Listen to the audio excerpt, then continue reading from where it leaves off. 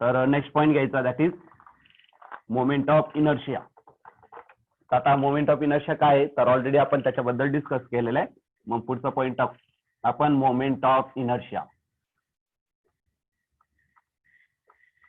Moment of inertia is represented by letter I. Okay, and what is moment of inertia? तर याच्यासाठी already आपण definition घेतलेली.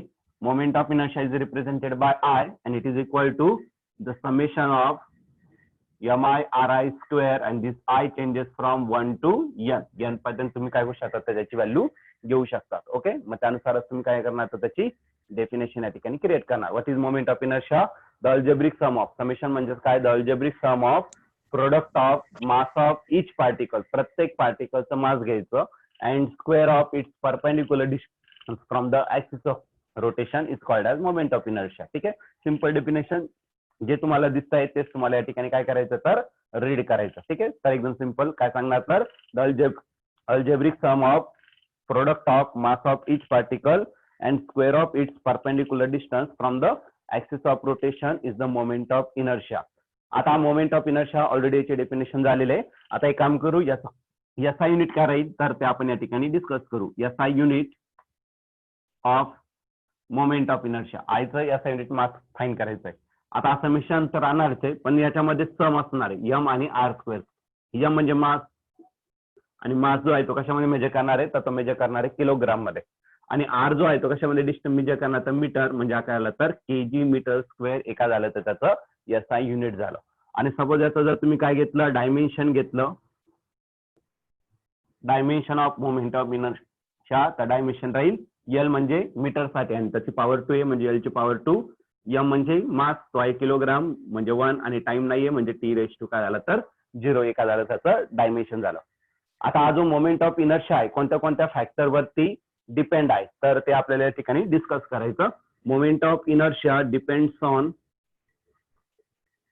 Moment of inertia depends on following factor.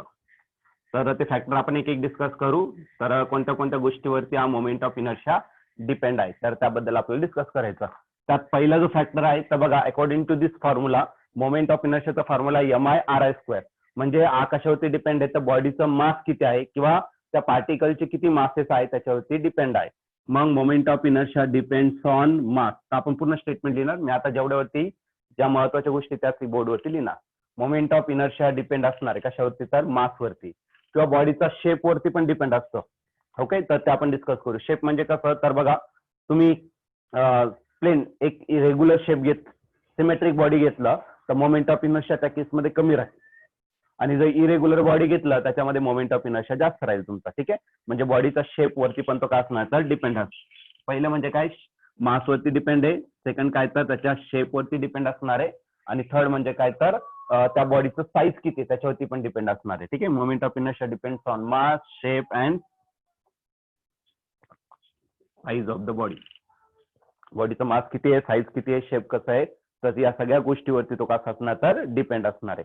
अजून कशावरती depend असणार आहे तर moment of inertia तुमचा depend असणार आहे तुमची ऍक्सिस कुठं चालली. बरं का नाही, लास्ट लेक्चरला आपण एक बॉडी कन्सिडर केली होती. सपोज ती बॉडी या प्रकारची असेल. ओके, आता या बॉडीचं मास जर वाढलं तर मोमेंट ऑफ इनर्शिया 100% वाढणार आहे. याचा शेप बदलला तरी बदलणार आहे. याची साईज जरी वाढली मास वाढतंय म्हणजे साईज पण वाढू शकतो. बरं का नाही, म्हणजे मोमेंट ऑफ इनर्शिया या केसमध्ये तुमचा चेंज होऊ शकतो. आता नेक्स्ट घ्यायचं ऍक्सिस ऑफ रोटेशन किंवा यामध्ये अजून एक पॉईंट आहे m r स्क्वेअर घेतला. बरं का नाही, म्हणजे प्रत्येक पार्टिकलचं मासच घेतलेलं आहे. प्रत्येक पार्टिकलचं काय घेतलंय तर डिस्ट्रीब्युशन घेतलंय. म्हणजे मासचं डिस्ट्रीब्युशन कसं असणार आहे about the axis of rotation त्याच्यावरती पण डिपेंड असेल. The distribution of mass in the body about an axis of rotation. The distribution of mass of masses of particle म्हणा. ठीक आहे, masses of particle किंवा masses of particle in a body. जी पण body घेतली त्याच्यामध्ये कसे masses आहे पार्टिकलचे about the axis of rotation. About the axis rotation. Axis of रोटेशनच्या कुठे कुठे तुमचे मासेस आहे त्यानुसार तुमचं काय असणार तर मोमेंट ऑफ इनर्शिया केसमध्ये चेंज होणार. ठीक आहे, आता नेक्स्ट पॉईंट त्यानंतर नेक्स्ट आणि महत्वाचा पॉइंट आहे मोमेंट ऑफ इनर्शिया कशावरती डिपेंड असते तर position and orientation of axis of rotation. Moment of inertia depend on the position and orientation. Orientation म्हणजे काय, कुठून तो चाललाय. ठीक आहे, orientation of axis of rotation म्हणजे ऍक्सिस ऑफ रोटेशन कुठून चाललेली आहे त्याच्यावरती तुमचा मोमेंट ऑफ इनर्शिया डिपेंड असेल. Orientation of axis of rotation, तर या फॅक्टरवरती तुमचं काय असेल तर मोमेंट ऑफ इनर्शिया डिपेंड असेल. आता जो लास्टचा पॉइंट आहे तर हे बघा, सेकंड पॉइंट तर तुम्हाला फॉर्म्युल्यामध्ये भेटतोय. आता लास्टचा पॉइंट बघा काय, तर ही बॉडी आहे आणि या बॉडीच्या सेंटर पासून जर सपोज तुमची ऍक्सिस पास होत असेल, ओके, तर या केसमध्ये मोमेंट ऑफ इनर्शिया कमी राहणार, खूप कमी राहणार आहे. म्हणून बघा, तुम्ही एखाद्या मॉलमध्ये जर गेला असेल, तिथला जो एंट्रीचा दरवाजा असतो त्याच्या ऍक्सिस सेंटर पासून असतो, म्हणजे इकडून पुश केला तर इकडची व्यक्ती आतमध्ये येऊ शकते, इकडच्याने केलं तर इकडची पण व्यक्ती आरामात जाऊ शकते, बरं की नाही. किंवा तुमचं बगीचा वगैरे असेल तर बगीच्याच्या एंट्रीला एक गेट असतो, तो असा राऊंड शेपमध्ये गोल गोल फिरू शकतो आणि ऍक्सिस कडून पास होते तर सेंटर पासून, की त्या केसमध्ये मोमेंट ऑफ इनर्शिया कमी राहील. आता आपल्या घरामध्ये जर एंट्री असते त्यामध्ये दरवाजा असतो, त्या दरवाजाच्या ऍक्सिस कुठं असते तेही दरवाजा सपोज ऍक्सिस इथं असते आणि याच्या भोवती ते फिरत असतात. क्लिअर आहे. म्हणजे जर तुम्ही ऍक्सिस ऑफ रोटेशनची पोझिशन चेंज केली तर मोमेंट ऑफ इनर्शियावरती काय होतं फरक पडत असतो. ठीक आहे, मग कुठून कुठून तुम्ही ऍक्सिस ऑफ रोटेशन पास होणार आहे. मोस्टली ऍक्सिस ऑफ रोटेशन जर कमी मोमेंट ऑफ इनर्शिया लागत असेल तर मोस्टली आपण कुठून पास करत असतो तर त्याच्या सेंटर ऑफ मास पासून. जर सिमेट्रिक बॉडी असेल तर सेंटर ऑफ मास एक्झॅक्टली त्याच्या मिडलला भेटतो. जर असिमेट्रिक बॉडी असेल तर ते डिपेंड असतं जिकडे मास जास्त असेल त्या ठिकाणी ऍक्सिस ऑफ रोटेशन तुम्हाला भेटेल, तिथं सेंटर ऑफ मास जास्त तुम्हाला लोकेटेड असेल. ठीक आहे, म्हणजे हा मोमेंट ऑफ इनर्शिया या फॅक्टरवरती काय असणार तर डिपेंड असणार. तर हा क्वेश्चन तुम्हाला किती मार्कासाठी येऊ शकतो तर 2 मार्कासाठी हा क्वेश्चन विचारला जातो. तर क्वेश्चन कसा येईल, define moment of inertia, state different factors on which moment of inertia depend. तर कोणत्या फॅक्टरवरती तुमचा मोमेंट ऑफ इनर्शिया डिपेंड असते. क्लिअर आहे, स्टार्ट करतो. तर बघा, आता नवीन पॉईंट घ्यायचा आपल्याला मोमेंट ऑफ इनर्शियासाठी. जर होमोजिनियस आणि कंटिन्युअस डिस्ट्रीब्युशन ऑफ बॉडीज मध्ये मासेस असेल तर मोमेंट ऑफ इनर्शिया कसा रिप्रेझेंट केला जातो. ठीक आहे, मग मी टायटल टाकतो for homogeneous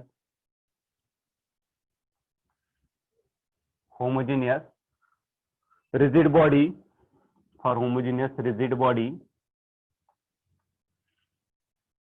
homogeneous rigid body जर असेल तर त्याच्यामध्ये जे मासेचं डिस्ट्रीब्युशन आहे ते कंटिन्युअस असणार आहे, बरं की नाही, डिस्क्रीट नसणार आहे. म्हणजे एक एक पार्टिकलचं नाही घेणार आपण, पूर्ण बॉडीचाच विचार करणार. ठीक आहे, मग टायटल काय टाकला, for homogeneous rigid body there is continuous distribution of mass. There is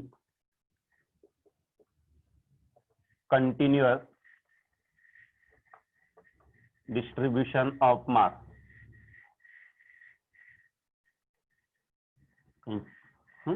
तर कंटिन्युअस डिस्ट्रीब्युशन असेल तर अशा केसमध्ये तर आपण काय करू शकतो तर बघा, मोमेंट ऑफ इनर्शियाचा फॉर्म्युला घेतला तो आय ने रिप्रेझेंट करणार आहे आणि याचा फॉर्म्युला ऑलरेडी आपण डिस्कस केला होता. Summation I is equal to 1 to n आणि हा होता MI RI स्क्वेअर होता, राईट ना. आता या ठिकाणी मोमेंट ऑफ इनर्शिया आपण आय नेच रिप्रेझेंट करणार. समेशनचा अर्थ काय असतो, जेवढे पण त्या पार्टिकल आहे त्या सर्वांची मी ऍडिशन केली, बरं ना, मासेस आणि परपेंडिक्युलर डिस्टन्सच्या स्क्वेअरचं सर्वांची मी ऍडिशन केली त्या प्रोडक्टच्या, राईट ना. मग समेशन म्हणजे आपण कंटिन्युअस साठी घेतला तर समेशनला रिप्लेस करावं लागेल इंटिग्रेशन, राईट, इंटिग्रेशन. आणि याच्यामध्ये बघा आरचं तुमचं फायनाईट असणार आहे, पण चेंजेस कशामध्ये असणार आहे तर छोटे छोटे पार्टिकल घेणार आहे, मासेस या ठिकाणी कमी असणार आहे. म्हणजे या ठिकाणी तुम्हाला जर इंटिग्रेशन घ्यायचं असेल तर आर स्क्वेअर मी तसाच ठेवणार आहे कारण की एच व्हॅल्यू लार्ज असणार आहे. आणि पार्टिकलचं मास मी एका छोट्या पार्टिकलचं घेताय त्याचं मास कसं असणार तर व्हेरी स्मॉल. म्हणजे तुम्हाला इंटिग्रेशन घ्यावं लागेल आय इज इक्वल टू, मग आता इथं समेशनच्या जागी इंटिग्रेशन आलं, okay. I is equal to summation is replace by integration r square into काय असेल तर डीएम. आज आला तुमचा मोमेंट ऑफ इनर्शियाचा फॉर्म्युला झाला, दुसरा फॉर्म्युला. ठीक आहे, तर हा फॉर्म्युला तुम्हाला लक्षात ठेवायचाच आहे, पण मोस्ट ऑफ द आपल्याला जे पुढचे डेरिव्हेशन घ्यायचं आहे तर समेशन घ्यायचं नाही आपल्याला काय करायचं डायरेक्ट इंटिग्रेशन घ्यायचं. काही इंटिग्रेशनचे फॉर्म्युले या ठिकाणी तुम्हाला माहित असणं गरजेचं आहे, त्यानुसारच आपण काय करू तर इंटिग्रेशन या ठिकाणी सॉल्व्ह करू. ठीक आहे, मोमेंट ऑफ इनर्शियाचा फॉर्म्युला समजला. दुसरा फॉर्म्युला हा कधी घ्यायचा जर कंटिन्युअस डिस्ट्रीब्युशन असेल, म्हणजे डायरेक्ट रिजिड बॉडी दिले त्याचे पार्टिकल दिलेलेच नाही तुम्हाला पार्टिकल, आणि अशी एक बॉडी आहे की रिजिड बॉडी पण त्याचे एक एक पार्टिकल दिलेले आहे, मग त्या प्रकारचं डिस्ट्रीब्युशन डिस्क्रीट डिस्ट्रीब्युशन. आणि जर डायरेक्टली मास दिलेला असेल तर त्या प्रकारचं डिस्ट्रीब्युशन असणार आहे कंटिन्युअस डिस्ट्रीब्युशन. आणि कंटिन्युअस डिस्ट्रीब्युशन मध्ये फक्त हा फॉर्म्युला तुम्हाला यूज करायचा, समेशनच्या जागी इंटिग्रेशन घ्यायचं, बाकी काही रिप्लेस करायची गरज नाही या ठिकाणी. ओके, तर नेक्स्ट पॉइंट आपल्याला डिस्कस करायचा, that is physical significance of moment of inertia. Physical significance of moment of inertia. Moment of inertia. Okay, याच्या पुढे तुम्ही एवढं मोमेंट ऑफ इनर्शिया लिहिण्यापेक्षा तुम्ही m.I करू शकतात. एम आय म्हणजे काय तर मोमेंट ऑफ इनर्शिया असंही तुम्ही म्हणू शकता. ठीक आहे, आता हा फिजिकली एक्झिस्ट होतो किंवा नाही तरी आपल्याला या ठिकाणी डिस्कस करायचं आहे. बघा, तुम्ही ऑलरेडी दोन प्रकारचे, आता या केसमध्ये आपल्याला कोणत्या प्रकारचं मोशन करायचं आहे, रोटेशनल मोशन, बरं की नाही. तर रोटेशनल मोशन साठी आपल्याला स्टडी करायचं आहे. पण याच्या आधी आपण बऱ्याच वर्षापासून काय करतो, तर जे काही मोशन घेतो ते फक्त लिनियर घेतोय. मग लिनियर आणि रोटेशनल अशा दोन मोशनचं या ठिकाणी काय करू, तर आपण कंपॅरिझन करू.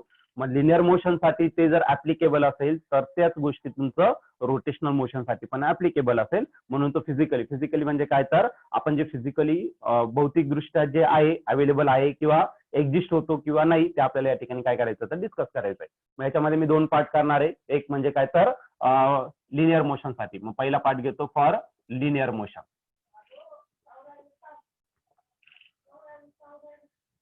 फॉर लिनियर मोशन आणि सेकंड पार्ट घ्यायचा आहे.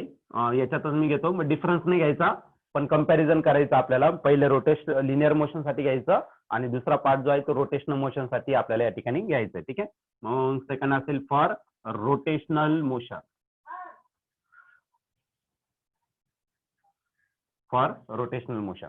ओके, आता लिनियर मोशन जर घेतलं तर लिनियर मोशन करण्यासाठी तुम्हाला काय गरजेचं असेल, जर तुमची एक बॉडी आहे, ओके, आणि या बॉडीला काय करायचं, मला सध्या रेस्ट कंडिशन आहे, बरं की नाही, आणि याला मला लिनियर मोशन एका सरळ लाईन मध्ये त्याला काय करायचं, motion आणायचंय.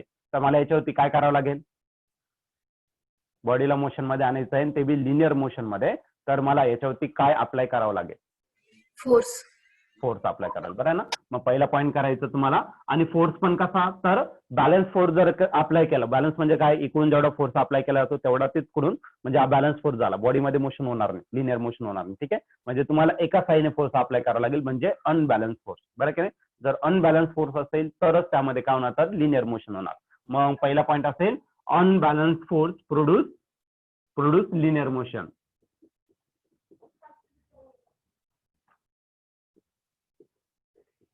Unbalance force produce linear motion.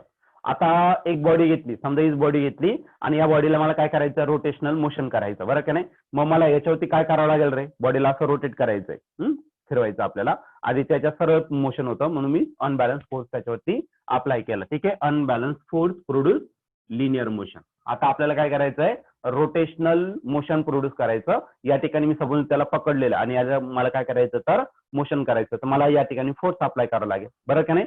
आणि असा फोर्स की ज्यामुळे बॉडीमध्ये काय होतं, तर रोटेशनल मोशन होतं. That force is called as moment of force. नाही, मोमेंट ऑफ फोर्स, बरोबर की नाही. मोमेंट ऑफ फोर्स, जर सिंगल फोर्समुळे बॉडीमध्ये जर रोटेशनल मोशन होत असेल, बघा याला असं पकडून ठेवा तुम्ही इथं आणि इथं फोर्स अप्लाय केला, किंवा तुमचा दरवाजा आहे, दरवाजा तुम्ही एक ऍक्सिसला फिक्स केलेला आहे, बरं का नाही, आणि त्याच्यावरती तुम्ही फोर्स अप्लाय केला, तर त्याच्यामध्ये काय झालं, तर रोटेशनल मोशन. आता तुमचा 90 डिग्री पर्यंत तो रोटेट होतो. जर तुम्ही वॉलमध्ये वगैरे गेला, एका साईडने पुश केलं तर ते पूर्ण सर्कलमध्ये फिरणार. क्लिअर आहे, सेंटर पासून जो लाईन पास केला असतो, किंवा बगीच्यामध्ये तुम्ही तुझ्या राऊंड मधला जो असतो, एंट्रीचा गेट असतो, बरं की नाही, त्याच्यावरती जर तुम्ही फोर्स अप्लाय केला तर त्याच्यामध्ये रोटेशनल मोशन.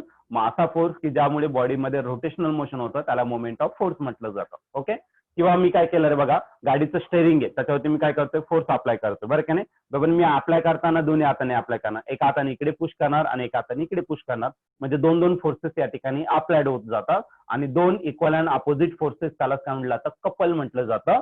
मग त्यासाठी जो असेल तो काय असेल, तर मोमेंट ऑफ कपल म्हटलं जातं. कपल म्हणजे फोर्सेसची जोडी, आणि एकच फोर्स असेल तर त्याला फक्त मोमेंट ऑफ फोर्स, आणि डबल फोर्सेस असेल तर त्याला काय म्हटलं जातं, तर मोमेंट ऑफ कपल. आणि याच्यानंतर आणखीन एक क्वांटिटी आहे, ती म्हणजेच काय, तर टॉर्क असते, बरं की नाही. What is torque, the ability of force और ability of couple to produce rotational motion in a body. असा फोर्स की ज्या फोर्समुळे बॉडीमध्ये रोटेशनल मोशन होऊ शकतं, किंवा असा कपल की त्या कपलमुळे बॉडीमध्ये काय होतं तर रोटेशनल, कपल म्हणजे काय तर जोडी, फोर्सेसची जोडी, त्यामुळे काय होतं बॉडीमध्ये रोटेशनल मोशन होतं, त्याला काय म्हटलं जातं तर कपल म्हटलं जातं. म्हणजे या ठिकाणी अनबॅलन्स फोर्स आहे, तर या ठिकाणी तुम्हाला काय करावं लागेल तर अनबॅलन्स टॉर्क अप्लाय करावं लागेल. जर तुम्ही टॉर्क अप्लाय केलं तरच बॉडीमध्ये रोटेशनल मोशन होईल. अनबॅलन्स तर याचा अर्थ काय, एक फोर्स इकडे चाललेला आहे, एक फोर्स इकडे चालला, अनबॅलन्सच आहे. आणि या कपलला जर बॅलन्स करायचं असेल तर या फोर्सला बॅलन्स करायला इकडून फोर्स अप्लाय करावा लागेल, आणि या फोर्सला बॅलन्स करायला या साईडने फोर्स अप्लाय करायला, तो बॅलन्स कपल झाला, बरोबर ना. तर त्या केसमध्ये कोणत्या प्रकारचं मोशन होणार नाही, रोटेशन होणार नाही. ठीक आहे. मग अनबॅलन्स टॉर्कमुळे काय होतं तर रोटेशनल मोशन होतं, आणि अनबॅलन्स फोर्समुळे काय होतं तर लिनियर मोशन होतं. हा पहिला पॉईंट सर्वांना समजलाय. आणि टॉर्क जो आहे तो कशाने बेंक केला जातो लेटर टो ने रिप्रेझेंट केला जातो, आणि हा जो फोर्स आहे तो कशाने बेंक केला जातो लेटर एफ ने रिप्रेझेंट केला जातो. ओके. तर या पहिल्या पॉईंट मध्ये डाऊट नसेल, डाऊट असेल तर आपण परत एकदा डिस्कस करू, त्याच्यात काय अडचण नाहीये. आता दुसरा पॉईंट घ्यायचा आपल्याला.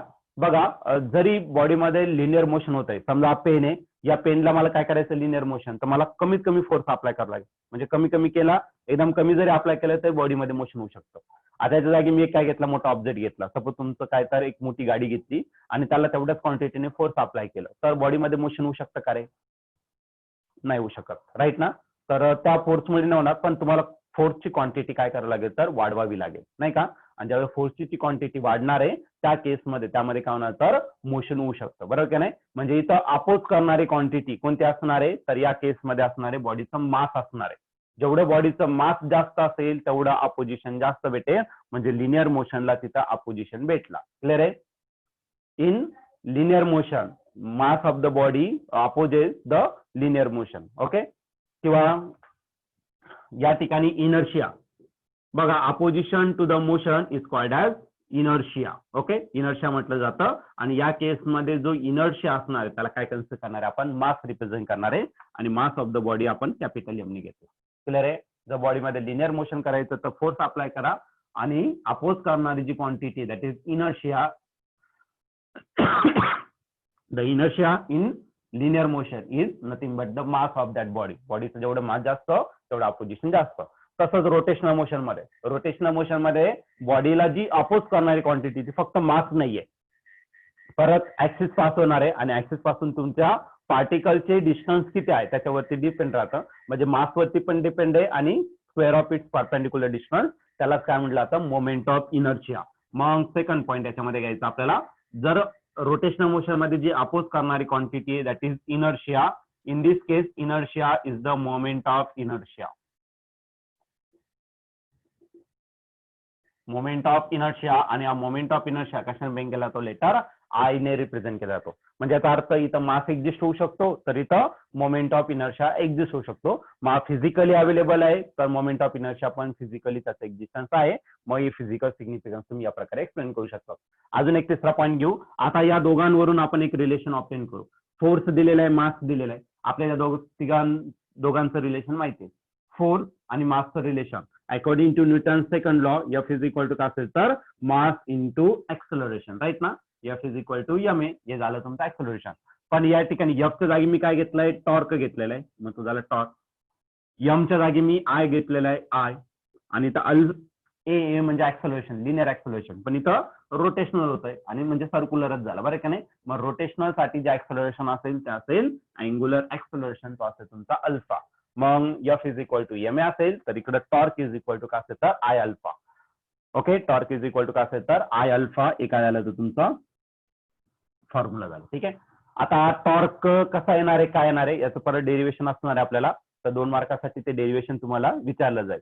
पण अकॉर्डिंग टू दिस 2 पॉईंट, हे 2 पॉईंट वरून आपण ही फॉर्म्युला लिहू शकतो. म्हणजे याच्यावरून आपल्याला समजून जातं की जर तुमचं लिनियर मोशन मध्ये सर्वच जर एक्झिस्ट होत असेल तर रोटेशनल मोशन मध्ये पण सर्वच एक्झिस्ट होणार. मग लिनियर मोशन मध्ये मास एक्झिस्ट होत आहे, तर रोटेशनल मोशन मध्ये मोमेंट ऑफ इनर्शिया पण एक्झिस्ट होणार. मग झाला तुमचा फिजिकल सिग्निफिकन्स झाला. ठीक आहे. मोमेंट ऑफ इनर्शियाचा फिजिकल सिग्निफिकन्स, मग त्याला कंपॅरिझन मध्ये तुम्हाला लिनियर मोशन घ्यावंच लागेल. ओके. विदाउट लिनियर मोशन तुम्ही डायरेक्ट फिजिकल सिग्निफिकन्स त्याचा एक्सप्लेन नाही करू शकत, दोघांचं कंपॅरिझन व्हायला पाहिजे. ओके. आता आपण मोमेंट ऑफ इनर्शिया घेणार आहे. Moment of inertia of a ring.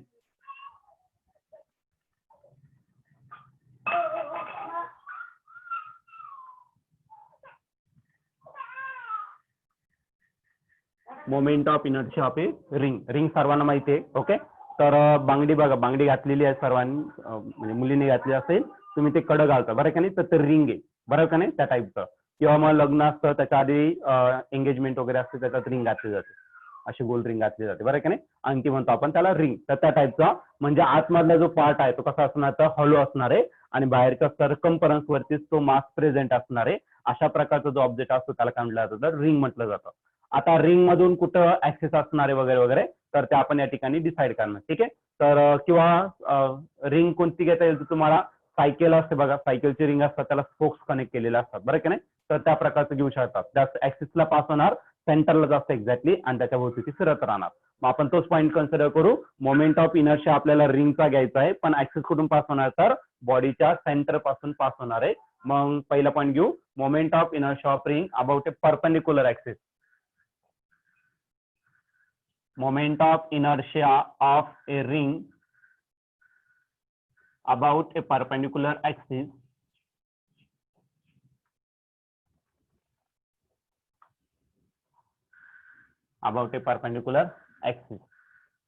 passing through its center.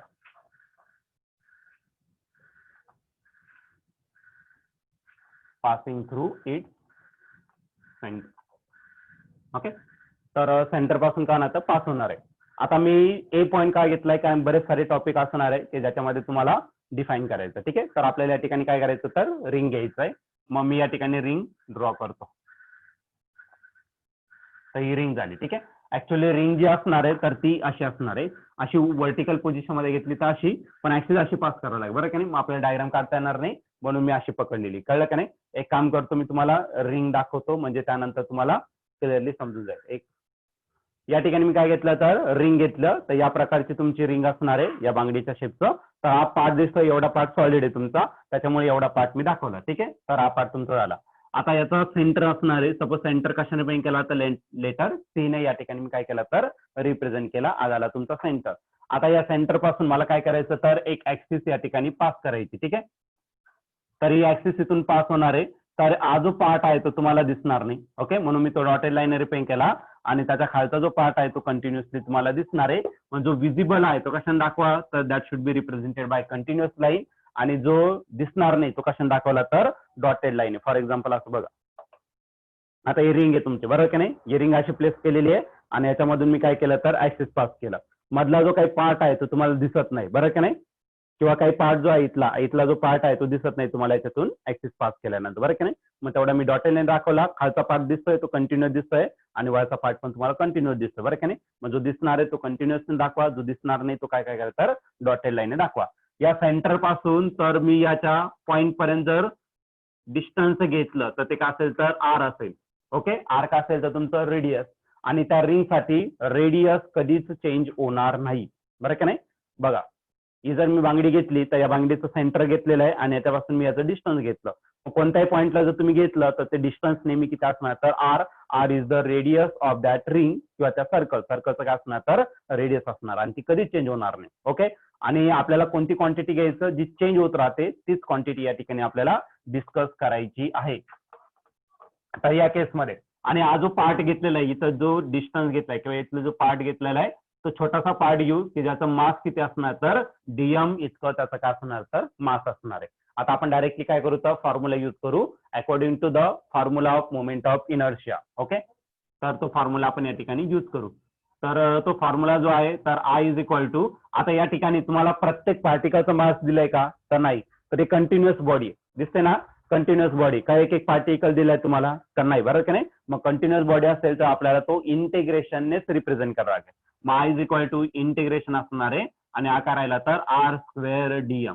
आता याच्यामध्ये जो बदल होणार आहे, आर मध्ये तर बदल होणार नाही, पण पूर्ण बदल कशामध्ये होणार, तर मास मध्येच होणार आहे. ठीक आहे, समजा मी काय घेतला, हा जो बॉडी आहे तर डायरेक्टली सेंटरला घेतला या ठिकाणी, तर रिंग प्रेझेंट असेल का, नाही, तर मग लोअर लिमिट जो असेल तो काय असेल, तर 0 असेल, आणि पूर्ण डायरेक्ट एंड पर्यंत घेतला तर पूर्ण बॉडीचा मास घ्यावा लागेल बरं की नाही. And total mass of the body is represented by capital letter m. Capital m is the mass of that ring. पूर्ण रिंगचं काय असणार तर मास असणार आहे. मग या ठिकाणी मी काय घेतलं तर लिमिट घेऊन टाकलं. ठीक आहे. आता पुढची स्टेप बघा, इंटिग्रेशन कोणाचं घेता येईल ज्याची टर्म्स व्हेरिएबल असतात तेच आपल्याला इंटिग्रेशन घेता येतं, बरं की नाही. जसं की या ठिकाणी घेतलं आपण इंटिग्रेशन ऑफ एक्स डीएक्स घेतला किंवा एक्स स्क्वेअर डीएक्स घेतला किंवा x raise to N dx घेतला, राईट ना. असं जर घेतलं तर इथं एक्स आहे इथं पण एक्स आहे तर याचं इंटिग्रेशन घेता येईल. नाही तर इथं जर वेगळा असा वाय असता तर कॉन्स्टंट असता तो इंटिग्रेशनच्या बाहेर आला. क्लिअर आहे. आणि इंटिग्रेशनचा फॉर्म्युला काय आहे तर integration formula x raise to n divided by N plus 1 आणि हा प्लस काय असेल तर सी. हा फॉर्म्युला, एवढा फॉर्म्युला तर तुम्ही लक्षात ठेवू शकता. ठीक आहे. आणि हा फॉर्म्युला तुम्हाला यूज करायचा या केसमध्ये. तर या केसमध्ये आर काय कॉन्स्टंट आहे त्याला काय करा इंटिग्रेशनच्या बाहेर. मग पुढची step I is equal to r square take out of the integration and integration from 0 to m आणि हा करायला तर डीएम राहिला. आता इंटिग्रेशनचे तुम्ही फॉर्म्युले जर विसरला असाल तर मी या ठिकाणी एक्सप्लेन करून देतो. ठीक आहे. इंटिग्रेशनचा हा जनरल फॉर्म्युला झाला. सपोज या ठिकाणी मी एक्स रेस टू 2 घेतला आणि हा डीएक्स घेतला त्याचा आन्सर काय येणार आहे तर ह्याच्यात +1 करायचं एन +1 म्हणजे x raise to 3 divided by 3 + 3 right. इथं सपोज एक्स रेस टू काय एक्सच घेतला आणि आधी एक्स म्हणजे एक्सची पॉवर काय 1 असते. मग त्याच्या +1 करा म्हणजे x square divided by 2 + c. C काय असेल तर इंटिग्रेशन कॉन्स्टंट. आज सी कधी घ्यायचा जर लिमिट नसेल तर घ्यायचा. जर लिमिट दिलेलं असेल तर सी घ्यायची गरज नसते. कारण आपण पुट करताना आधी अप्पर लिमिट करतो मायनस लोअर लिमिट. मग अप्पर लिमिट मध्ये तो +सी येणार आहे आणि लोअर लिमिट मध्ये तो -सी येणार आहे. कॅन्सल होऊन जाईल. मग सीचा इफेक्ट नसतो जर लिमिट असेल तर. लिमिट असेल तर तुम्हाला 100% सी घ्यावंच लागेल. ठीक आहे. तर तो एक पॉईंट. आता या केसमध्ये फक्त डीएम आहे म्हणजे फक्त आपण काय घेतला तर डीएक्स घेतला तर याचं इंटिग्रेशनचा आन्सर काय येणार आहे तर आपण या ठिकाणी डिस्कस करू. इथे काहीच नाही म्हणजे इथं 1 आहे राईट. 1 × डीएक्स असं लिहू शकतो आपण. आणि 1 म्हणजे काय तर कोणत्याही नंबरचा जर तुम्ही 0 पॉवर घेतला तर तो 1 असेल. मग इथं एक्स आहे तर एक्सचा पॉवर 0 घेतला. आता या 0 मध्ये +1 करायचं म्हणजे काय भेटेल रे x raise to 1 divided by 1 + c. म्हणजे फक्त इंटिग्रेशन ऑफ डीएक्स घेतलं तर आन्सर फक्त एक्स + सी येतं. मग इंटिग्रेशन ऑफ डीएम घेतलं तर आन्सर याचा आन्सर काय येणार फक्त एम येणार आहे. डीएक्सचं एक्स येतं डीवायचं वाय येणार तर डीएमचं काय येणार तर फक्त एम येणार. ठीक आहे. तर हे फॉर्म्युले मी ऑलरेडी तुम्हाला एक्सप्लेन करून दिलेले आहे. ज्यांना डाऊट आहे किंवा मॅथ नाहीये त्यांच्यासाठी हे फॉर्म्युले तुमचे आता महत्वाचे असतील. ठीक आहे. तर आय तसाच ठेवला आर स्क्वेअर तसा ठेवला आणि या इंटिग्रेशन ऑफ डीएम याचा आन्सर काय येणार आहे फक्त एम येणार आहे. +सी लिहिला नाही का नाही लिहिला त्याला लगेच समजेल तुम्हाला. आणि याचं जे लिमिट आहे 0 पासून तर शेवटचं पूर्ण मास घेतला आपण एम. लोवेस्ट युनिट पासून तर हायेस्ट युनिट सर्वात पॉसिबल हायेस्ट जी आहे ती घ्यायचं आणि लोवेस्ट पॉसिबल किती तर ती घ्यायचं आपल्याला. रिंग नाही तर 0 मास, रिंग आहे तर पूर्ण मास घेणार आपण. ठीक आहे. या प्रकारे. मग आता पुढे I is equal to r square तसाच ठेवला आणि आधी पुट करताना काय करायचं अप्पर लिमिट पुट करायचं म्हणजे या स्मॉल एमच्या जागी मी काय टाकणार तर capital m upper limit minus करून एमच्या जागी मी काय टाकणार तर 0 टाकणार आहे. मग एमच्या जागी 0 टाकून द्या. एम -0 किती होणार आहे तर एमच होणार आहे. मग राहिला आर स्क्वेअर आणि याचं जे आन्सर येणार आहे ते काय येणार आहे फक्त एम. फक्त अरेंज करताना आता पहिले आपण विदाऊट स्क्वेअरची टर्म नंतर स्क्वेअर नंतर क्यूब या प्रकारे हायर पॉवरची टर्म लिहित चाललो बरं का. पहिले लोअर टू हायर पॉवर. मग याला अरेंज करून घ्या. मग moment of inertia of a ring about an axis passing through its centre is mr². मग रिंगचा जर मोमेंट ऑफ इनर्शिया घेतला तर हा मोमेंट ऑफ इनर्शिया किती राहणार तर mr² इतका असेल. पण ही जी पॉईंट आहे कुठून पास होतोय सी म्हणजे हा मोमेंट ऑफ इनर्शिया कोणत्या पॉईंटला भेटला तर सी. मग याला काय कन्सिडर करू आपण आय सफिक्स सी घेतला. मग आय सी जर सेंटर पासून घेतला तर सेंटर पासून रिंगचा मोमेंट ऑफ इनर्शिया किती असणार तर 0 असणार. आता या केसमध्ये लक्ष द्या. हो टायटल काय टाकलंय moment of inertia of ring about a perpendicular axis. ही जी ऍक्सिस आहे याच्या प्लेनला कशी आहे हा पूर्ण प्लेन कन्सिडर करा. ठीक आहे. आणि या प्लेनला कसा आहे तर परपेंडिक्युलर आहे. कळलं का नाही. मग परपेंडिक्युलर ऍक्सिस म्हटलंय moment of inertia of A perpendicular axis आणि कुठून पास होतंय तर सेंटर पासून. परपेंडिक्युलर म्हणू शकतात किंवा दुसरा एक वर्ड आहे ट्रान्सवर्स. ट्रान्सवर्स ऍक्सिस पण त्याला तुम्ही म्हणू शकता. आज आला तुमचा 2 मार्कासाठी क्वेश्चन तुम्हाला विचारलं जाईल. आता या सिलेबस मध्ये तुम्हाला मोमेंट ऑफ इनर्शिया दिलेले तर आधीच्या सिलेबस मध्ये ही फॉर्म्युले वगैरे काहीच नव्हते. ठीक आहे. डायरेक्टली ते सांगत होते मोमेंट ऑफ इनर्शियाचा इतका असणार mr².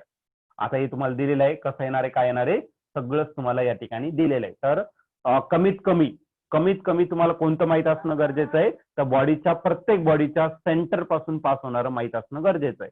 आणि इतर जे आहे तर समजा ऍक्सिस अशी कुठून पास होते बॉडीच्या सेंटर पासून समजा मी एंड पासून घेतलं, ओके, तरी बॉडीमध्ये काय होणार तर रोटेशनल मोशन होऊ शकतं. क्लिअर आहे? याच्या भोवती ते फिरू शकतं, असं कळलं का नाही? किंवा कुठे येऊ शकतात, इथे घेतला तरी बघा, जर तुम्ही रिंग अशी घेतली, अशी जरी घेतली तरी याच्या भोवती रिंग काय होणार तर अशी फिरणार आहे. आता मी इथून पास करायचं आपल्याला, बरं की नाही, आणि याच्या भोवती ही रिंग अशी फिरणार आहे गोल गोल. कळलं का नाही? असं म्हणजे कुठेही रोटेशनल मोशन होऊ शकतं, कुठूनही ऍक्सिस तुमची पास होऊ शकते. पण आपण स्टँडर्ड जे आहे तर सध्या फक्त आपण सेंटरचाच विचार करू, आणि सेंटरचं माहित असेल तर बाकीचं उरलेलं सगळ्या पॉईंट तुम्हाला काढता येतं. पण त्यासाठी तुम्हाला थोडंसं वाट बघावं लागेल. तर आपण काही लॉस बघणार आहे, ते लॉस बघितले तर मग हे टॉपिक तुम्हाला सहजरित्या समजून जाईल. तर सेंटरचा मोमेंट ऑफ इनर्शिया सध्या आपण रिंगचा बघितलेला आहे, that is mr square. Next आपल्याला फाइंड करायचं आहे, that is moment of inertia of disc. या ठिकाणी ते स्टार्टर टाकणार आहे. मोमेंट ऑफ इनर्शिया रिंग मी रिमूव्ह करणार आहे इथून, आणि या ठिकाणी काय घेणार तर डिस्क घेणार आहे.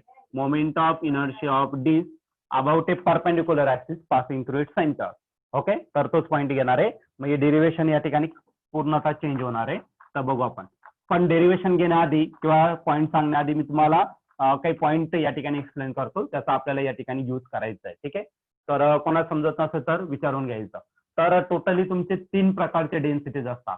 एक तुम्ही डेन्सिटीचा फॉर्म्युला घेतलेला आहे, आणि तो फॉर्म्युला जो आहे तो घेतलाय तुम्ही मास अपॉन व्हॉल्यूम हा फॉर्म्युला घेतलेला आहे. पण ही जी डेन्सिटी आहे तर याला फक्त डेन्सिटी असं आपण रिपेअर करतो, आणि मोस्टली आज डेन्सिटी आपण यूज करतो म्हणून. ठीक आहे, पण या डेन्सिटीला म्हटलं जातं volume density. Mass divided by volume म्हणजे असा ऑब्जेक्ट ज्या ठिकाणी तुम्ही त्या ऑब्जेक्टचं व्हॉल्यूम घेऊ शकता, तर त्या ठिकाणी तुम्ही व्हॉल्यूम डेन्सिटी घेऊ शकता. क्लिअर आहे? दुसरं असेल तर तुमचं एरियल डेन्सिटी, म्हणजे तो काय असेल तर मास डिवायडेड बाय काय असेल तर एरिया असेल. आज आला व्हॉल्यूम डेन्सिटी, तर तुम्हाला काय करायचं पुढचं एरियल डेन्सिटी घ्यायचं, म्हणजे तिथं मासला तुम्हाला कशाने डिवाइड करायचं तर एरिया. पूर्ण एरियामध्ये किती मासेस आहे तर तो एक पार्ट असेल. ठीक आहे, म्हणजे असा ऑब्जेक्ट की ज्या ठिकाणी तुम्ही त्याचा एरिया फाइंड करू शकता. क्लिअर आहे? त्या ऑब्जेक्टचा डायरेक्ट व्हॉल्यूम फाइंड करणं आपल्याला सहज शक्य नाही, तर तिथं आपण एरिया फाइंड करू शकतो. तर त्या ठिकाणी तुम्ही एरियल डेन्सिटी घ्यायचं. आणि तिसरं जे असेल ते कोणतं असेल तर लिनियर डेन्सिटी असेल. आता ही जी लिनियर डेन्सिटी असते याचा फॉर्म्युला काय असेल तर तो मास डिवायडेड बाय काय असेल तर तुमचं लेंथ असेल. ओके, मास डिवाइड म्हणजे त्या ठिकाणी फॉर एक्झाम्पल अशी वायर घेतली तुम्ही किंवा एखादा रॉड घेतला, बरं की नाही, या रॉडची काय करू शकता तुम्ही लेंथ काढू शकता. म्हणजे मास आणि त्याचं लेंथ त्याचा रेशो जर घेतला तर तो भेटेल तुम्हाला एरियल डेन्सिटी. आणि जर तुम्ही त्या पर्टिक्युलर त्याच बॉडीसाठी घेताय तर त्याची एरियल डेन्सिटी रिमेन्स कॉन्स्टंट. म्हणजे बघा, सपोज तुम्ही रिंग घेतलं किंवा एक स्पियर घेतला, स्पियर साठी तुम्ही कोणत्याही पॉईंटला त्याची डेन्सिटी घेतली तर त्याची डेन्सिटी कशी राहणार आहे remains constant for that particular sphere. कळलं का नाही? त्या एका स्पियर साठी कोणत्याही पॉईंटला जर तुम्ही त्याचं व्हॉल्यूम डेन्सिटी मेजर केला किंवा सिंपल डेन्सिटी, तर density always remain constant. Clear आहे? तर किंवा एखादी प्लेट घेतली तुम्ही, ओके, एक डिस्क घेतला, 1 रुपीज कॉईन घेतला तुम्ही, त्या कॉईन साठी जर तुम्ही त्याचा एरियल डेन्सिटी फाइंड केला कोणत्याही पॉईंटला, तर पहिल्या पॉईंटला जेवढी एरियल डेन्सिटी असेल दुसऱ्या पॉईंटला पण तेवढीच असेल, तिसऱ्या पॉईंटला पण तेवढीच असेल. That means areal density for given body always remains constant. Similarly linear density also remains constant and volume density पण काय असणार तर कॉन्स्टंट. पण तुम्ही डिसाइड करायचं तुम्हाला कोणती डेन्सिटी घ्यायची या ठिकाणपैकी. ठीक आहे, तर या 3 डेन्सिटी मी तुम्हाला या ठिकाणी एक्सप्लेन केलेल्या आहे. तर आता आपला जो टायटल आहे तर तो आहे moment of inertia of disc. तर about an axis about a perpendicular axis passing through its center. Center पासून पास होतोय त्यासाठी आपल्याला डिस्क साठी मोमेंट ऑफ इनर्शिया घ्यायचा. परत मी या ठिकाणी काय घेतला तर एक डिस्क घेतला. ओके, डिस्क आणि रिंग मध्ये काय फरक आहे तर आपण ते डायग्राम नुसार दाखवून देऊ. तर या ठिकाणी मी डिस्क घेतोय. ओके, तर डिस्क झाला. तर रिंग काय होतं तर रिंग या ठिकाणी रिंग होती. रिंग मधला काय होतं तर आतमधला जो पूर्ण पार्ट आहे तो कसा आहे तर हॉलो आहे, बरं ना. आणि हा पूर्ण काय असेल आता भरलेला असेल, सॉलिड रिंग असणार नाही का, सॉलिड असणार, पूर्ण आतमधला पार्ट पूर्ण भरलेला असेल. म्हणजे तुम्ही 1 रुपीज कॉईन घ्या, 2 रुपीज कॉईन घ्या, तर हे जे कॉईन आहे ते काय तर कम्प्लिटली फिल्ड केलेले, बरं का नाही. मग ते तुमचं काय झालं तर डिस्क झालं. मग तुम्हाला दाखवायचं असेल तर हा जो पार्ट आहे तुम्ही पेन्सिलचा यूज करून हे पूर्ण शेडेड करून दाखवा. ठीक आहे, आता माझ्याकडे एवढी इंक नाही तर मी काय करणार तर फक्त अशा लाईन्स या ठिकाणी मी ड्रॉ करतो. म्हणजे हा जो पार्ट आहे तो काय दाखवेल तर तुम्हाला पूर्ण सॉलिड आहे असं तुम्हाला रिप्रेझेंट होईल. ठीक आहे, पूर्ण तुम्हाला शेडेड करायचं आहे तेवढं लक्षात ठेवा. तर मी या ठिकाणी काय करतो तर याला या प्रकारे शेडेड करतो. म्हणजे हा पूर्ण काय तर पूर्ण सॉलिड पार्ट आहे. क्लिअर आहे? तर हा काय झाला तो तुमचा डिस्क झाला. आता डिस्क जर घेतलं तर बघा कसं बनलेलं असेल हा डिस्क, तर सेंटरला एक पॉईंट असणार, राईट. त्याच्यावरती अजून एक रिंग असणार, त्याच्यावरती अजून एक रिंग असणार, तर सॉलिड मधले मी एम्प्टी पार्ट दाखवतोय. त्याच्यावरती आणखीन एक रिंग असणार, त्याच्यावरती आणखीन एक रिंग असणार, अशी रिंग असणार. मग नंबर ऑफ रिंग एकमेकांवरती जर कनेक्ट केलं, बरं का नाही, ही रिंग घेतली, याच्यापेक्षा एक छोटी रिंग घ्यायची, याच्यामध्ये टाकायची, अजून छोटी रिंग घ्यायची, अजून छोटी छोटी, आणि शेवटचा पॉईंट भेटेल तर तुम्हाला एक डिस्क भेटून जाईल, बरं का नाही. म्हणजे disc is made up of number of ring. Point समजला. जो डिस्क बनणार आहे, डिस्क ही बनलेली असेल कशापासून, तर नंबर ऑफ रिंग्स पासून बनलेली असेल. हा एक पॉईंट तुम्ही या ठिकाणी क्लिअर झालेला असेल. ठीक आहे, तर हा एक पॉईंट आपण या ठिकाणी डिस्कस केला. त्यानंतर तुम्हाला या ठिकाणी याचा परपेंडिक्युलर पासून एक ऍक्सिस पास करायचं आहे. याचा परपेंडिक्युलर असणार आहे, हा परपेंडिक्युलर या रिंगला, आणि तिथून काय करायचं तुम्हाला एक ऍक्सिस पास करायचं. कुठं, तर या रिंगच्या एक्झॅक्टली सेंटर पासून. हा सपोज सेंटर आहे, तर इथून मी ऍक्सिस पास केलं. इथला पार्ट तुम्हाला दिसणार नाही, तो काय केला तर मी डॉटेड लाईन. याच्या खालचा पार्ट इथपर्यंत तुम्हाला दिसणार नाही, तो डॉटेड लाईन, आणि त्याच्या पुढचा पार्ट जो आहे तो कंटिन्युअस लाईन केलेला आहे. आणि आज आला तुमचा सेंटर, याला स्पिनर पेन केला, आणि जी बॉडी आहे ती का होणार तर याच्या अराउंड रोटेट होणार. आणि याचा जो मोमेंट ऑफ इनर्शिया आहे तो काय असेल तर आयसी. या ऍक्सिसच्या भोवती अशी तुमची बॉडी रोटेट होणार, किंवा अशी रोटेट होणार, कशी पण रोटेट होऊ शकते. ठीक आहे, मग सेंटर पासून डायरेक्टली डिस्कच्या शेवटपर्यंत जर मी डिस्टन्स घेतलं तर ते असेल तुमचं रेडियस. कोणाची, तर कम्प्लीट डिस्कची, पूर्ण डिस्कची रेडियस किती असेल तर आर इतकी असेल. ओके, आणि या डिस्कचं जे मास आहे ते किती असेल तर कॅपिटल एम इतकं त्याचं मास असेल. तर आपण सर्वात पहिले डिस्क साठी आपण काय करणार तर मोमेंट ऑफ इनर्शिया घेणार. तर मी इथूनच कंटिन्यू करतो, कारण डेरिवेशन थोडंसं मोठं असणार आहे. For ring, for disc, moment of inertia is. Okay, तर मोमेंट ऑफ इनर्शियाचा फॉर्म्युला ऑलरेडी आपण घेतलेला आहे, पण कुठून पास होतं तर सेंटर पासून, म्हणजे तो सी झाला. मग I c is equal to integration राहणार आहे, आणि इंटिग्रेशन काय असेल तर तुमचं टोटल रेडियस आहे त्याची आर स्क्वेअर. मग आर स्क्वेअर इंटू काय घेतला तर डीएम घेतला. क्लिअर आहे, डीएम काय असेल तर मास असेल. आता मास कोणता घ्यायचा तर ते तुमच्यावरती डिपेंड असणार. कोणत्याही पार्टिकलचा मास तुम्ही घेऊ शकता, छोटा पार्ट घेऊ शकतात, त्याचा मास घेऊ शकता. सपोज याला काय केलं आपण इक्वेशन 1 कन्सिडर केलं. ठीक आहे, आता आपल्याला काय करायचं या ठिकाणी थोडंसं चेंजेस या ठिकाणी करावं लागेल तुम्हाला. आता तुम्हाला माहिती आहे डिस्क कशापासून बनलेली आहे. Disc is made up of number of rings of variable diameter किंवा रेडियस. तर या ठिकाणी तो पॉईंट आपण लिहून टाकू. The disc is made up of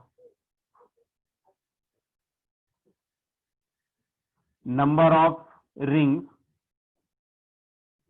of variable diameter किंवा radius.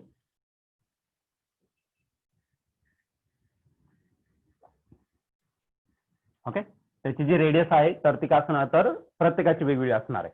मग या पॉईंटची घेतली, सपोज इमॅजिन करा, तर या पॉईंटची आपण काय घेतो तर रिंग घेतलेली, याची रेडियस वेगळी राहील, पुढच्या रिंगची रेडियस वेगळी राहील, म्हणजे प्रत्येकाची रेडियस कशी आहे तर वेगवेगळी आहे. ठीक आहे, मग आता रिंग जर घेतलं तर रिंग साठी आपल्याला एक डेन्सिटी घ्यावं लागेल. तर रिंग साठी कोणती डेन्सिटी घेणं शक्य आहे तर लिनियर तर नाही, कारण त्याची लेंथ फाइंड करणं आपल्याला या केसमध्ये लेंथ सफिशियंट नसणार आहे. तर आपल्याला एरिया घ्यावा लागतो. रिंगचा एरिया म्हणजे सर्कलचा एरिया, आणि सर्कलचा एरिया काय असेल तर पाय आर स्क्वेअर. तर त्या टर्म नुसार तुम्ही काय करू शकता तर घेऊ शकता. ठीक आहे, मग आपण रिंग साठी घेऊ, याच ठिकाणी आपण पुढे कंटिन्यू करू शकतो. फॉर रिंग, हे डिस्क साठी झालं, पण डिस्क कशापासून बनले तर रिंग पासून. फॉर रिंग लिनियर डेन्सिटी म्हणू. Okay, linear density is equal to always remain. For ring linear density is constant. Linear density काय असणार तर कॉन्स्टंट असेल. What is linear density? Linear density आहे मास, सॉरी लिनियर नाही, areal density.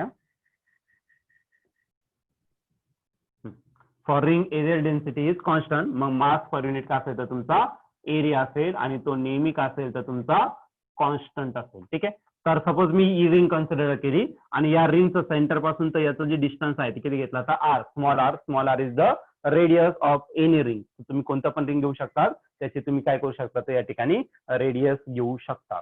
Okay, बघा आता मी ring साठी घेतलं, रिंग साठी काय घेतला तर मास पर युनिट एरिया, तो नेहमी कॉन्स्टंट ठेवला. इथं स्टेटमेंट पण मी त्याचं लिहून टाकलेलं आहे. आता या पर्टिक्युलर रिंगचं जे मास आहे ते किती घेतलं तर सपोज मी स्मॉल एम इतकं काय घेतलं तर त्याचा मास घेतलेला आहे. ठीक आहे, what is the mass of ring? Mass of ring is small m. आणि त्याचा जो एरिया घेतला तर रिंग साठी तर त्याचा एरिया असेल काय तर pi r square is the area is always remains constant. Suppose तो कॉन्स्टंट काय घेतला तर k इज एनी कॉन्स्टंट. तुम्ही काय पण घेऊ शकता, k च्या जागी तुम्ही दुसरं लेटर घेऊ शकता तुम्हाला वाटलं तर. पण बघा इक्वेशन 1 मध्ये घेतला तर हा dm आहे. मग आपण m फाइंड करू, m ला डेरिव्हेटिव्ह घेऊ, मग dm आपल्याला भेटून जाईल. मग m इज equal to pi r square इकडे मल्टिप्लाय डिवायडेड इकडे मल्टिप्लाय करा pi r square into k. Okay, पण मला फाइंड करायचं माझं टार्गेट होतं डीएम. मग मी या केसमध्ये काय करणार तर डीएम या ठिकाणी फाइंड करणार. ठीक आहे, डिफरन्शिएट विथ रिस्पेक्ट टू, तर या ठिकाणी एम आहे आणि दुसरा व्हेरिएबल काय आहे आर आहे. मास बदलणार आहे, अजून दुसरे रिंग घेतलं तर त्याचं आर पण बदलणार आहे, मास पण बदलणार आहे. क्लिअर आहे, मग याच्यामध्ये बदलणारे दोन क्वांटिटी, एक मास आणि दुसरं रेडियस असणार त्याचे. ठीक आहे, मग डिफरन्शिएट विथ रिस्पेक्ट टू काय करू तर radius R. Okay, radius R ने काय करू त्याला डिफरन्शिएट करू. मग जो भेटणार तो काय भेटेल तर डीएम अपॉन डी आर. याचा पण डेरिव्हेटिव्ह घ्यायचा आहे डी आर ऑफ ही टोटल टर्म ही काय तर पाय आर स्क्वेअर इंटू के. आता डेरिव्हेटिव्ह कॉन्स्टंटचा घेता येणार नाही कारण कॉन्स्टंटचा डेरिव्हेटिव्ह 0 येतो. म्हणजे कॉन्स्टंट टर्म आहे ते डेरिव्हेटिव्हच्या बाहेर घेऊन टाका.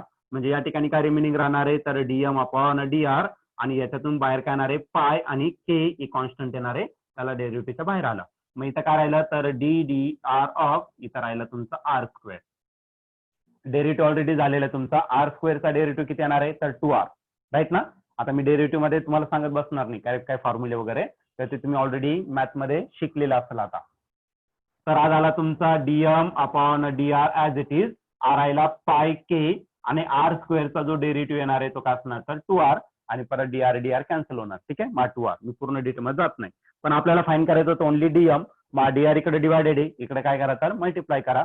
मग then DM is equal to काय असेल 2 पुढे लिहून टाकू 2 पाय के आणि इथं राहिला काय आर आणि डी आर इकडे मल्टिप्लाय, इकडे काय केलं डिवायडेड, इकडे काय केलं तर मल्टिप्लाय करून टाका. ठीक आहे, डीएम ची व्हॅल्यू भेटली. आता ही जी व्हॅल्यू भेटलेली ती काय करा इक्वेशन 1 मध्ये पुट करून टाका, मग आपल्याला एक इक्वेशन भेटून जाईल.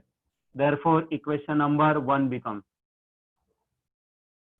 ओके, इक्वेशन 1 काय भेटणार आहे तर इक्वेशन 1 भेटेल तुम्हाला IC means moment of inertia of a disc about an axis passing through its centre is equal to integration. आता या ठिकाणी मी स्मॉल आर घेतो, सर्वात पहिले जनरल फॉर्म्युला घेऊ, नंतर मग त्याला फायनल आर मध्ये कन्वर्ट करू. ठीक आहे, मग इंटिग्रेशन करायला तर आर स्क्वेअर डीएम, पण डीएम ची व्हॅल्यू इथं पुट करून टाका. डीएम ची व्हॅल्यू काय 2 पाय के आर डी आर. क्लिअर आहे. आता परत इंटिग्रेशन मध्ये ज्या कॉन्स्टंट टर्म्स आहे ते काय करा तर इंटिग्रेशनच्या बाहेर घेऊन टाका. तर फायनल जे इक्वेशन आहे ते मी या ठिकाणी राईट करतो. ओके, थोडंफार तुम्हाला दिसेल इकडे, मग तेवढी जागा आपल्याला सफिशियंट होऊन जाईल. आता आहे तर तुमचा आहे आयसी इज इक्वल टू, आता याच्यात कॉन्स्टंट काय तर परत 2 पाय के हे कॉन्स्टंट आहे, त्याला इंटिग्रेशनच्या काय येणार तर बाहेर येणार. मग बाहेर घेऊन टाका 2 पाय के इज कॉन्स्टंट. इथं राहिला आर स्क्वेअर आणि आर स्क्वेअर इंटू आर काय होणार आहे तर तो होणार आहे R cube into D R. Clear आहे. आता इथं जर तुम्ही इंटिग्रेशन मध्ये ऑब्झर्व केलं तर व्हेरिएबल आहे आर, पहिले होता डीएम ला मी कन्वर्ट करून टाकलं डायरेक्टली आर मध्ये, म्हणजे आपल्या आता integration with respect to R आहे नॉट एम. मग आधीच्या याच्यात आपलं integration with respect to M होता म्हणून इथं लिमिट एम चे आले होते. आता व्हेरिएबल कोणाचं आहे तर आरचं, तर मला आर चे व्हेरिएबल पाहिजे. मग मी जो डिस्क आहे तो डायरेक्ट सेंटरला घेतला तर रेडियस किती राहील 0 राहील, आणि डायरेक्ट एंडला घेतला मग मिनिमम किती राहू शकते तर 0 राहू शकते आणि मॅक्झिमम किती राहू शकते तर आर इतके राहू शकते. मग इथं लोअर लिमिट टाका 0 आणि हायर लिमिट असेल तो काय असेल तर कॅपिटल आर असेल. Capital R radius of disc, small R मग त्या रिंगच्या रेडियस असतील तुमच्या. क्लिअर आहे या प्रकारे. मग आयसी असाच आला, आर आयला 2 पाय के आणि ते इंटिग्रेशनचा फॉर्म्युला माहिती आहे तुम्हाला, integration X raise to N DX याचा फॉर्म्युला असतो X raise to N plus 1 divided by N plus 1 plus C. जर लिमिट असेल तर सी घ्यायची काही गरज नाहीये. आता इथं आर क्यूब आहे, मग त्याचा इंटिग्रेशन घेतला तर त्यामध्ये +1 करावं लागेल म्हणजे आर रेस टू 4. मग याचं इंटिग्रेशन येईल आर रेस टू 4 आणि जो नंबर आहे तोच डिनॉमिनेटरला डिवाइड करायचा +1 डिवायडेड बाय +1 त्या नंबर मध्ये. ठीक आहे, मग 4 झाला आणि लिमिट आहे फ्रॉम 0 टू कॅपिटल आर. हा पॉईंट सर्वांना समजला असेल. आता आपण पुट करताना आधी काय करणार आहे आरच्या जागी कॅपिटल आर, नंतर आरच्या जागी स्मॉल आर पुट करून upper limit minus lower limit हा फॉर्म्युला तुम्ही यूज करून ते सॉल्व्ह करू शकतात. मग काय भेटेल तर आयसी इज इक्वल टू 2 पाय के आणि तर पहिले अप्पर लिमिट पुट करा, small R is replace by capital R capital R raise to 4 divided by 4, आरच्या जागी कॅपिटल R टाकलाय. मायनस करायचं आता लोअर लिमिट काय 0, 0 raise to 4 divided by 4. Okay, आता 0 रेज टू 4, 0चा काही बी करा, आन्सर 0 च्या येणार आहे. म्हणजे सेकंड जी टर्म आहे ती काय होणार तर कॅन्सल होऊन जाणार, पूर्णतः 0 होणार. मग जो IC आहे, IC इज इक्वल टू काय भेटेल 2 pi k in bracket R raise to 4 divided by 4, minus काय झाला तर 0 लिहायची गरज नाही. मग स्टँडर्ड इक्वेशन लिहून टाका, IC is equal to 2 pi k आणि आकार राहिला तर into R raise to 4 divided by 4. Okay, तर पुढची जी स्टेप आहे तर तुम्ही 2 ने त्याला डिवाइड करू शकतात नाही का. 2 × 1, 2 2 करायला तर 4. मग फायनल इक्वेशन लिहून टाका, IC is equal to pi k आणि राहिला R raise to 4 total divided by 2. This is equation 2. ते झालं तुमचं इक्वेशन 2. पण बघा आधीचं जर तुम्ही इक्वेशन ऑब्झर्व केलेलं असेल तर आधीच्या इक्वेशन मध्ये तुमचं जे मोमेंट ऑफ इनर्शिया आला m आणि r स्क्वेअरच्या टर्म मध्ये आला, पण इथं तसं काही आलेलं नाहीये, बरोबर की नाही. तर आपल्याला काय करावं लागेल तर हे इक्वेशन आपल्याला m आणि r च्या स्वरूपातच लिहावं लागेल. मोमेंट ऑफ इनर्शिया m आणि r स्क्वेअर किंवा l स्क्वेअर, m किंवा l स्क्वेअर या दोनच टर्म मध्ये रिप्रेझेंट केला जातो. मग नंबर काही पण असू द्या, पण m आणि l यायलाच पाहिजे किंवा m किंवा r यायलाच पाहिजे. क्लिअर आहे, म्हणजे इक्वेशन आपले स्टँडर्ड इक्वेशन नाहीये. मग आपण बघा जसं आपण आधी कन्सिडर केलं होतं, this disc is made up of number of ring, आपण नंबर ऑफ रिंगचा यूज केला. आता फायनल जे इक्वेशन आहे ते आपण पूर्णतः डिस्क साठी घेणार. म्हणजे for disc areal density again remains constant. Disc साठी घ्या नाही तर मग रिंग साठी घ्या, दोघांमध्ये एरिया घेता येईल. डिस्क साठी आपल्याला लेंथ घेता नाही, मग परत एरिया, बरं की नाही. आता डिस्क साठी घेऊ आपण, for complete disc, for disc areal density is constant. Areal density काय असणार आहे, कॉन्स्टंट असणार आहे. ठीक आहे, मग एरियल डेन्सिटी काय असणार तर एरिया पर युनिट मास असणार आहे. Area divided by mass for disc is always remains constant. Mass per unit area, mass divided by area is remains constant. मग पूर्ण डिस्कचा मास किती आहे तर ते आहे कॅपिटल M. डिस्क म्हणजे एक सर्क्युलर पार्ट, बरं. डिस्कचा पण एरिया किती राहील तर तो राहील पाय R स्क्वेअर, पण R कोणता तर कॅपिटल R, मग तो काय घेतला तर पाय R स्क्वेअर हा झाला तुमचा एरिया, आणि कॉन्स्टंट काय घेतला तर K घेतला. मग आता मला K ची व्हॅल्यू भेटली, ती K ची व्हॅल्यू काय करा इक्वेशन 2 मध्ये पुट करा, मग एक फायनल इक्वेशन आपल्याला भेटून जाईल. ठीक आहे, तर आता हे फायनल इक्वेशन कुठे लिहायचं, ठीक आहे, इथं तुम्हाला दिसेल तर तेवढं आपण लिहून टाकू, जेवढा पार्ट तुम्हाला दिसणार नाही तो पुढे आपण कंटिन्यू करू. ठीक आहे, therefore इक्वेशन नंबर किती तर इक्वेशन नंबर 2 बिकम. आता इक्वेशन 2 मध्ये ती व्हॅल्यू पुट करून टाकू. व्हॉट इज इक्वेशन 2 तर तो आहे तुमचा IC, तर तो लिहून टाकला IC इज इक्वल टू लिहिला पाय R रेज टू 4 आणि divided by 2. K me separate लिहितो. ठीक आहे, मग पहिले सेपरेट करून घ्या, pi R raise to 4 divided by 2 घेतला मी. Okay, pi R raise to 4 divided by 2 दिसतंय ना सर्वांना, आणि इंटू K. K ची व्हॅल्यू काय आहे तर K ची व्हॅल्यू आपण इथं पुट करणार आहे, ती आहे M डिवायडेड बाय पाय R square. M divided bye पाय R स्क्वेअर ही व्हॅल्यू आपण या ठिकाणी पुट केलं. याला थोडंसं सिम्प्लिफाईड करावं लागेल. तर तो जो IC आहे तर IC ची व्हॅल्यू मी परत एकदा रिपीट करतोय, तर तो आहे pi R raise to 4 divided by काय 2 इंटू K ची व्हॅल्यू पुट केली M डिवायडेड बाय काय असेल तर पाय R स्क्वेअर. पाय आणि इथला पाय काय होणार आहे, पाय आणि पाय काय झाला कॅन्सल झाला, बरोबर की नाही. इथला R रेज टू स्क्वेअर आहे, R स्क्वेअर आहे, आणि इथला 4 आहे म्हणजे 2 होणार, बरोबर की नाही, राईट ना. म्हणजे इथं राहिलं M R square, IC is equal to numerator राहिलं M R स्क्वेअर आणि डिनॉमिनेटरला शिल्लक राहिला 2. क्लिअर आहे. मग मोमेंट ऑफ इनर्शिया जर तुम्ही डिस्कचा घेतला तर डिस्कचा मोमेंट ऑफ इनर्शिया किती असतो M R square divided by 2 इतका असतो, आणि रिंगचा किती असतो फक्त M R स्क्वेअर इतका असतो. क्लिअर आहे. मग या केसमध्ये आता जसे जसे तुमचे ऑब्जेक्ट बदलत जाणार आहे तर हा M R स्क्वेअर येणार जर R असेल तर, किंवा लेंथ असेल तर ML स्क्वेअर येणार. क्लिअर आहे, पण येणारच आहे, फक्त खाली नंबर तुमचे बदलत राहणार, खाली किंवा वरती. मग 3/2 5/4 काही पण असू शकतं, बरं की नाही. मग जसे ऑब्जेक्ट तुमचे येणार आहे तसे हे नंबर तुमचे चेंज होत राहणार. प्रत्येक ऑब्जेक्ट साठी मोमेंट ऑफ इनर्शिया वेगवेगळा आहे. आणि अजून महत्वाचं, जर तुम्ही ऍक्सिस जरी चेंज केलं डिस्क साठी तरी मोमेंट ऑफ इनर्शिया वेगवेगळे भेटतील. ते कसे भेटणार आहे काय भेटणार आहे त्यासाठी आपल्याला पुढच्या काही कन्सेप्ट समजणं गरजेचं आहे. पण सध्या तुम्ही सेंटरचे समजून घ्या, सेंटरचे तुम्हाला स्टँडर्ड आहे ते माहित असणं गरजेचेच आहे. क्लिअर आहे. आता सध्या दोन ऑब्जेक्ट झाले आपले रिंग आणि डिस्क. तर रिंगचा मोमेंट ऑफ इनर्शिया mr² आणि डिस्कचा किती तर mr²/2. हे दोन टॉपिक तरी लक्षात ठेवा. बाकीचं आपण मग पुढच्या लेक्चरला डिस्कस करू.